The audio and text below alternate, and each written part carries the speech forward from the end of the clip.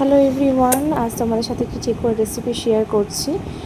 অনেক দিন থেকে ঠেকুয়া খেতে খুব ইচ্ছে হচ্ছিল, তাই আজ বানিয়ে ফেললাম বাড়িতে। তাই তোমাদের সাথে শেয়ার করছি রেসিপিটি। তো দেখো, আমি ঠেকুয়ার জন্য প্রথমে একটি পাত্র নিয়ে নিয়েছি। তারপরে আমি আটা দিয়ে করেছি, তোমরা চাইলে আটা ময়দা মিক্স করেও করতে পারো। তো তোমরা পরিমাণ মতো নিয়ে নেবে। আমি এখানে আটা নিয়েছি মেপে। তারপরে আমি এখানে নিয়ে নিচ্ছি, নেক্সট হচ্ছে, এরপর আমি নিয়ে নিচ্ছি 1 কাপ সুজি।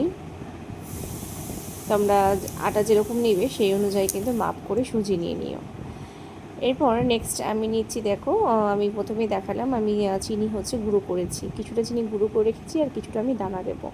এরপরে দিয়ে দিচ্ছি পরিমাণ মতো লবণ। তারপরে এখানে দিয়ে দেবে নারকেল গুঁড়ো।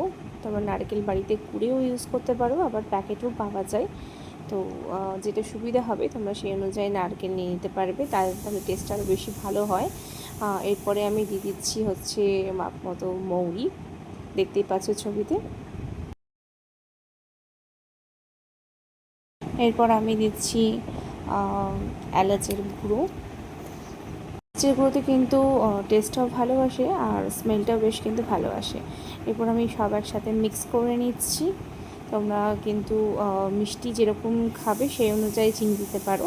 আমি কিন্তু এখানে পর থেকে দানা চিনি অ্যাড করেছিলাম, গুঁড়ো চিনি দিয়েছি আর পর থেকে দানা চিনিটা না দিলে তো ভালোই লাগবে না, দেখতেও বেশ ভালো লাগে, কালারটাও ভালো আসে। আর মিষ্টি যে যেরকম খাবে সেই অনুযায়ী। আর এরপর কিন্তু পুরো ব্যাপারটাই এর মধ্যে ঘি না দিলে কিন্তু বেশ ময়ামটা জমবে না। তাই আমি এখানে ঘি ইউজ করেছি। আমি জানি না তোমরা তেল দাও না ঘি দাও, আমি কিন্তু ঘি দিয়েছি আর ঘিয়ের জন্য কিন্তু টেস্টটা আরও বেশি ভালো হয়েছিল খেতে। তাই ঘিটা ভালো করে দিতে হবে, বেশি করে দিতে হবে, যাতে ময়ামটা ভালো হয়, ঠিক এরকম যেমন আমি দেখাচ্ছি ভিডিওতে। এরপর এটা মেখে নেব। জল কিন্তু একদম ওপর থেকে হালকা হালকা করে ছিটিয়ে ছিটিয়ে জল দেবে, বেশি কিন্তু জল ঢেলে দিলে হবে না, কারণ এটাকে আমাদেরকে একটু টাইট করে মাখতে হবে। মাখাটা কিন্তু ভীষণ টাফ। আমি ফার্স্ট টাইম বানালাম, বাট যতই ঘাম ঝুরুক আর যাই ঝুরুক না কেন, মজাটাও কিন্তু বেশ ভালোই লেগেছে। আর বাড়ির প্রত্যেকে খেয়ে কিন্তু বেশ নাম করেছে আমার ঠেকুয়াটার। তাই আমি কিন্তু একবার নয়, পরপর 2বার ঠেকুয়া বানিয়েছি। পরের দিন আবার ঠেকুয়া বানিয়েছি, অনেক কটা, বেশ অনেকে নিয়েও গেছে সাথে। তো এরপর দেখো, আমার কাছে যেহেতু ছাপ ছিল না, তাই আমি কিন্তু বাড়িরই কিছু ইউজ করা জিনিস দিয়ে ঠেকুয়ার কিন্তু ডিজাইন করে ফেলেছি।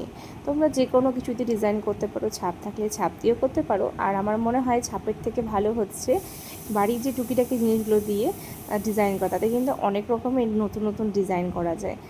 আমার কাছে একটা তোমার চায়ের, এই যে দেখতে পাচ্ছ, এই এই কাঠিটি ছিল আইসক্রিমের কাঠি, টুথপিক, কাঁটা চামচ, এগুলো দিয়েই কিন্তু আমি ডিজাইন করে নিয়েছি। তাই তোমরাও তোমাদের এই পছন্দ মতন ডিজাইন বানিয়ে নিতে পারো বাড়িতে, ছাপের কোনো দরকার নেই।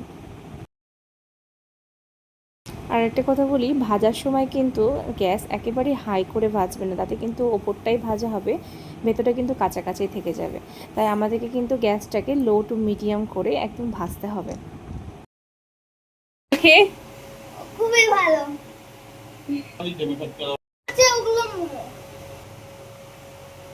ভালো হয়েছে।